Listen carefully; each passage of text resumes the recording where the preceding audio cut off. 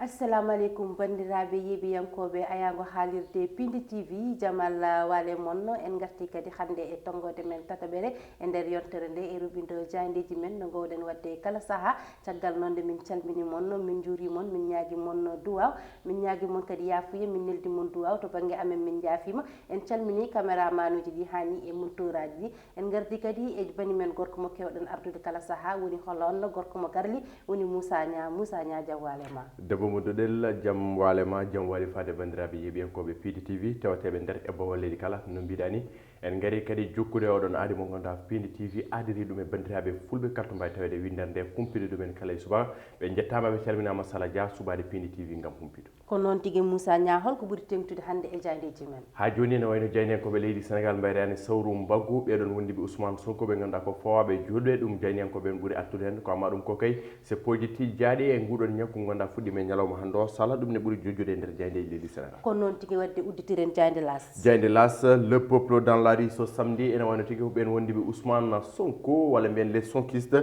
ko kamɓe tigui ganduɗa ko gueɓɓanata seppo ngo ganduɗa koye samedi oɗo walla mbiyen aset oɗo tigui tijjaɗo jogori wonde to place de la nation gam kay hollide mettere mabɓe jaggogol hoorejo Pastef o ko maɗum ko e nder nden jayde ɓe gari tigui e natal hoorejo leydi ndi Macky Sall kongi ɗi suuti oɗon alhaali Ousmane Sonko e nder jayde nde ɗon tigui goɗɗo mo ganduɗa ko docteur Babacar Diop président FDS mo ganduɗa ki ko landama ko tigui jogui kono ko to duɗal jaaɓi hatirgal Cheikh Anta Diop toon tigui woni jangguinowo mo ganduɗa kadi ko activiste dari tigui darde sembude oɗon landaji lundi ɗi Macky Sall cherche à restaurer un parti état ene wayno noon ko kongi ɗi suuti faade tigui jaggogol ɓeɗon ha joni noon kongi makko tawi nder ndeɗon jayne e natal jaggoɗo calal ɓalli woni ara e ndeɗon jayne lasa e oɗo subaka Sala Dia ko noon tigui Moussa Niang jabanen jande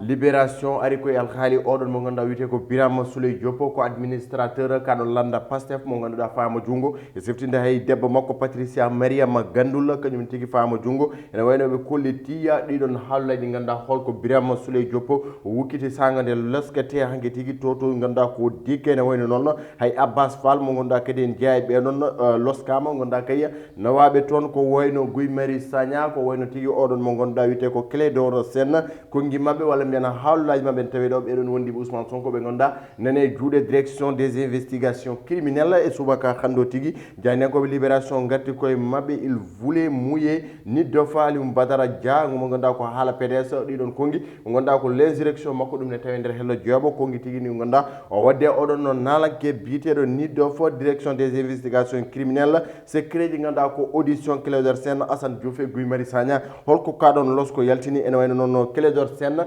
caggal kayde oɗon audio mo ganduɗa yalti ene wayno noon o holliti tigui ko goto e ganduɗa ko wondiɓe makko jeeyaɓe tigui nguɗon goomu Clair Vision ko kañum tigui yaltini ganduɗa ko oɗon message ene wayno noon saga nde loskete o wi ko je voulais tester la loyauté de Pape Moussa Sow ene wayno noon ko oɗon mo holliti ko kañum tigui yaltini oɗon message o yinno kay ko andude holto oɗon darde mum walla holko woni neɗagal mum ko ɗiɗon kongo wukkiti kanko Clédor Sène ene wayno Guy Marius Sagna ko adine loske holko haali kono caggal nden kay o deeƴi e wiide jaynekoɓe libération Assane Diouf holliti ko bettere monde wonande ɗum kono kay e ñingde laamu leydi Sénégal jaynekoɓe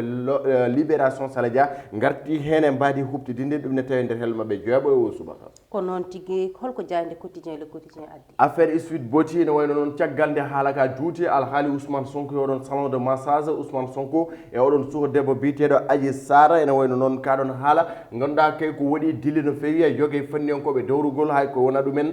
yogue ɓesgu Sénégal jardi kaɗon haala ataya kono kay hay goto nanano ganduɗa ko kongi lamtoɗo Bourguédé woni Macky Sall ene wayno noon sagade huccodiri e saktirde RFI en ɓeɗon jeynenkoɓe tigui o suuti hen kongi gaddanol tigui sudde kongi oɗon haala o wi je ne peux pas comploter pour des choses aussi basses o wi ko haalulaji poɗɗi ni walla mbiyen haalulaji mbaɗi ni wona tigui kanko gonɗa endar ɗum walla mbiyen wona kanko tigui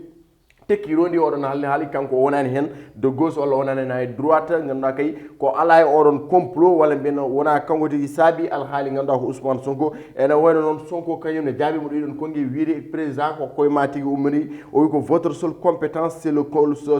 complot o wi Macky Sall ala ko mbawɗa wadde sona complot faade hem kongi Ousmane Sonko e ganduɗa ko oɗon président Macky Sall ene tawi nder jayde Madiambal Diagne nde oɗo subaka ha joni noon ɓe garti alhaali Birame Souleye Diop e Abbas Fall ɓeɗon noon e ñalawma hannde on tewi to dumbirdu Sala Dia e wiide Dieynenkoɓe Le Quotidien ɗum ne ɓuuri jojjude e nder nde ɗon Dieyne kono kay anniversaire Le Quotidien ene wayno noon ɓe garti hen no yajiri saabu hannde woni manditare mabɓe kamɓe nde ɗon Dieynema Diambal Diagne ɓe garti hen e mbati huftidinde en tawi nder nde Dieynde oɗo subaka ko noon tigui Moussa Diabanen Dieyde Vox Populi Vox Populi Macky s'en lave les mains ene wayno noon ɓe mbi ko Macky soɗima hen juuɗe mum e kaɗon haala Ousmane Sonko saga tigui nde huccodiri e Dieynenkoɓe e ganduɗa ko RFI o holliti tigui j'ai suffisamment de choses à faire que de comploter des choses aussi bas o wi omo jogui gueɗe ɗe ganduɗa ko poɗɗo ɗum wadde walla mbiyenna gueɗe ɗe foti yuɓɓide ko wona kay ganduɗa ko wadde gueɗe cewɗe wadde ni walla mbiyenna sakkade gam kay fewjande Ousmane Sonko o wi ko wona ko ɗum woni haqqille makko kanko hoore ndendi Sonko le lui trempe dans son complot ene wayno noon Sonko ha joni koko yeddi wonde wona président Macky Sall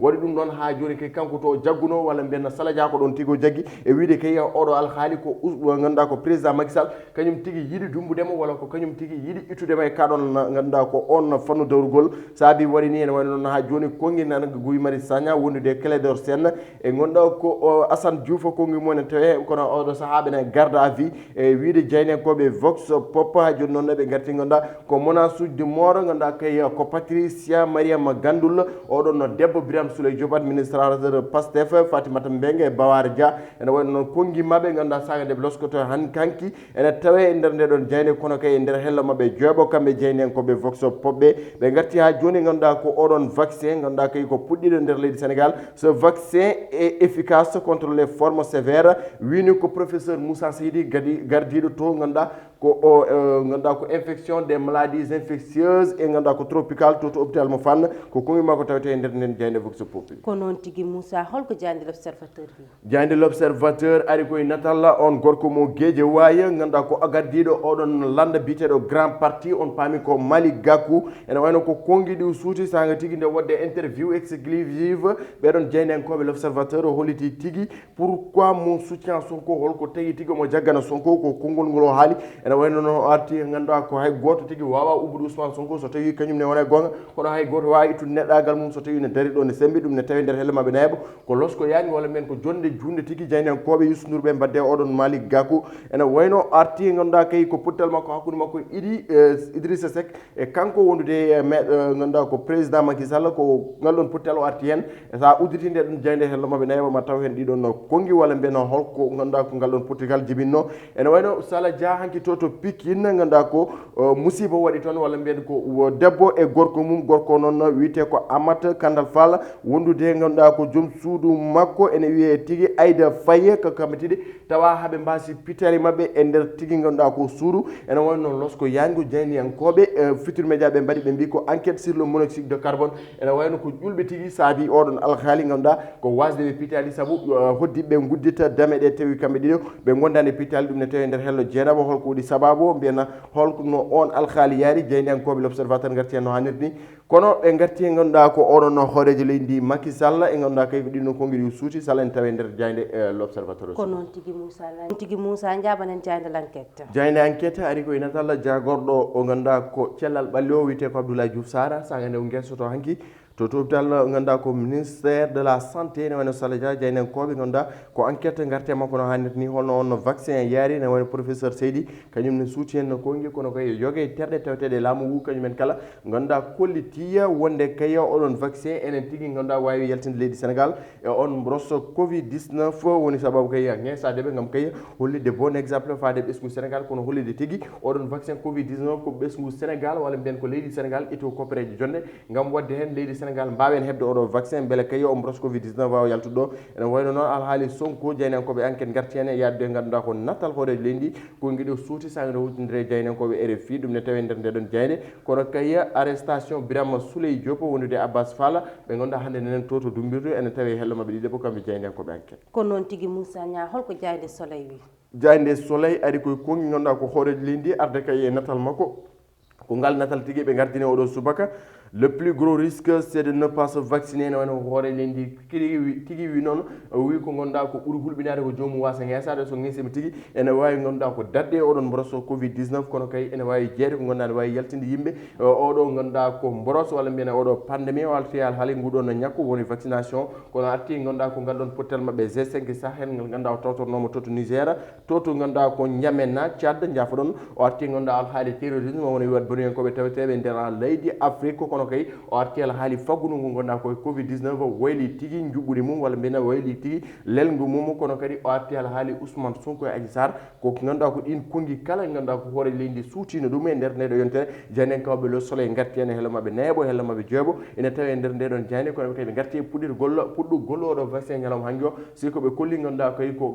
ardiɓe laamu leydi Sénégal kañumen kiiki kolli bon exemple ko Abdoulaye Diouf Sarr ganduɗa ko jagorɗo kadi ganduɗa ko thelal ɓali ko wayno Mamadou Talla jagorɗo jangde kono kay woni jagorɗo ganduɗa gueɗe caggal leydi ganduɗa ko maître Aissata Tall Sall yogue mabɓe kay ya ñeesima gam hollude kay ɓesgu Sénégal vaccin o ari ko fabade kono kay arani bonnude woni sababu tigui ñeesade ɓe hanki toto ministére de la santé ɗum ne tawe nder hello mabɓe jeeɗiɗo kamɓe jaynen koɓe guindirde le soleil Saladia ko noon tigui Moussa uddiren Diaynde Stade ari koye 8e de finale ale ganduɗa ko ñalawma hande o tigui ene foti yuɓinede alarba ganduɗa kayya ko sanga waktuji ganduɗa kayya ko nogas ɗi paani haydara Real Madrid ganduɗa ko Real Madrid wondude ganduɗa ko Manchester City kañumen kala ma potu hande walla mbiyanna ma juɓɓinna potiti mumen hande ne wayno Atlanta ko hakkude mum e ganduɗa ko Real Madrid ne wayno noon City ko hakkude mum e Mönchengladbach kono on tigui ɓe gadi hen koye natal on gorko mbiten ko Kevin De Bruyne wondude tigui ganduɗa ko Toni Kroos wondude playa mo gonnata ko ene tawe toto Atlanta wondude kay Zapata kañumen kala nate mo enen tawe nder ndeɗo jayde stade oɗo subaka ɓe garti tigui potitalla Teungueth FC Zamalek de Kere potital ngal tigui ko hanki wonno to stade diga Teungueth FC heɓani fattangue tigui lappude Zamalek kono keeɓi toɓɓere mabɓe wotere ganduɗa kay koye oɗo poule walla men koye oɗo no deuxiéme journée ɗum ne tawe nder ndeɗon jayde Cheikh Gueye annoncé sur le banc des Médinois ene woni jarat noon ma waylu keblo e wiide jayne en koɓe ganduɗa koye stade ɓe ɗum ne tawi nder ndeɗon jayde Chelsea torpille Atlético Madrid Mendy prend les dessus sur Oblak ene wayno noon ko Edouard Mendy ɓe mbi ko kañum tigui heeɓi fartangue lappude ganduɗa ko oɗon gardien mo ganduɗa tigui ko Atlético Madrid woni Yohan Oblak kañum tigui woni gardowo oɗon équipe gadi kay koye natal gardien mo leydi Sénégal o Edouard Mendy Salah Dia ene wayno noon ɓe gatti alhaali José Mina mo ganduɗa baɗɗo golle payidinde e nder ganduɗa ko oɗon fannu football walla mbiyanna coftal ɓalli dunde Afrique ko pettomo leydi Cameroun o suuti konguel haali candidature maître Augustin Senghor président fédération sénégalaise de football gonɗo hande e ɗaɓɓude ƴamde lefol ardade goomu confédération africaine de football maître ganduɗa ko José Mina suuti kongi fade makko wi maître Senghor a ses chances d'être le président de la CAF sala ko enen nandi kaɗo haala ɗum woni ko tawete jayde coftal ɓalli ko noon tigui Moussa Nia Allah jarama kabaruji men robine jayndeji garanoji men hande gaari ha ɗo henna joni en jaɓanto toɓɓere men ɗiɗaɓa woni carika en hande noon carika jaraten ko e teskaɗi ko dumunnaji couple goto kadi ma yino e suudu mabɓe toon to Teungueth hanki kadi ko way noon waɗi kadi to Rufisque kamɓe foof noon hollitama ko gaz carbonique ko affaire cuurki ko nandi hen e cuuɗi mabɓe ko ɗum tagui ɓe donki fofde fofago mabɓe uddi haaɓe mbasi hen pittali mabɓe waɗi 2 cas joni hunde nde ganduɗa ine fayni kadi hunde nde ganduɗa ɓesgu ngu hakkadi ine foti finde hen won hen ne gara e lelade mbaɗa e cuuɗi mumen cuurayuji walla wone parfum ngaji udda damal udda fenêtre taw hendu natata foof donc fofde fofago moƴƴo taw ko oɗon produit ɓe poofata ɗum woni ko uddata poofade ɗi ko ha ɓe mbasa hen pittali mabɓe won hen kadi no appartement wi yimɓe gonirta e appartement kaari jomum nan toon defa taw onon on lelima cuurki kiɗon kadi walla odeur oɗon ne wawi nadde e cuuɗi moɗon taw oɗon leli ɗon oɗon uddi ha jomumen kadi mbasta hen pittali mumen wadde hunde nde ɗo ko yimɓe koko poti woppidde he wattude hen haqqillaji mbasa defde saaha nde ganduɗa yimɓeɓe lelima defa ɗum e nder huɓere to ganduɗa hankkadi cuurki ki wawa yaltude odeur o yaltata koye nder suudu he damboto walla jomumen kadi sene leelo yo ñifat andeji mumen jaltina boowal uddira cuuɗi mumen ha aération naata hen ha no moƴƴi jomumen naata lelo walla sene lelo uddira hay soko fallantere kam hendu wawa nadde jomumen mbawa fofde normal so ronki ɗum tan ko jibinta ko moƴƴani Moussa Niang ko konngol mbirdata hen ko noon tigui sala aɗa andi ko ƴulɓe mere walla mbiyanna ƴulɓe so kuɓama jamma hay so tawi ne waɗi aéré seeɗa ko ganduɗa ne wawi jibinde musiba ko ganduɗa kadi ko lieu baɗɗo fermé par ce que ko monoxyde de carbone ko waɗata dégagé ko ana wawa ɗum wadde respiré ko mbatta dégagé o kañum tigui damboto e nder ndu suude jibine musiba saabu en jii ñannen to leydi Italie ko ɓiɗɗo leydi Sénégal naji goto e nder appartement ko même chose waɗi produire ko ƴulɓe ganduɗa ko chauffage walla men jomumen ne wawi ganduɗa huɓɓu ɗum ko adini lelo mais sa funne lelade jaltina ɗum jaltina suudu ha laaɓa saabu ɗiɗon cuuruji kadi ganduɗa yimɓe potani ɓe ganduɗa ko foofa ngu so jibini caɗele rek jibinima caɗele ka leeliɗo ganduɗa natti wonde conscient e ganduɗa ko leeliɗo kadi natti wonde neɗɗo donc nak bon ɗon ene wawi jibinde musiba kewɗo sala vraiment ko yimɓe ko no mbiɗa ni haqqille ne foti wattede hen saabu wona goho wona ɗiɗi woni cile ko ganduɗa ko waynini yiye donc nak foti ƴoƴanede walla mbiyen no foti finanede ko noon tigui wadde foti ƴoƴanede foti finanede gasi ha laaɓi kabaruji men Roubina Diagniji garannoɗi men na hannde en jetti en jarni caméraman uji ɗi kadi e monteur aji ɗi kadi onon yeeɓiyankoɓe ɓe kadi on ñagama yafuya kala ne jiiɗon hen ko fewani saago amen tan ko yo few yomin beltin moon kadi yomin gaddan moon kabaruji ɗi no hannirta ni hen kono wona haydara on ñagama hen yafuya no fewi on jarama ha saaha goɗɗo inchallah e Roubina Diagniji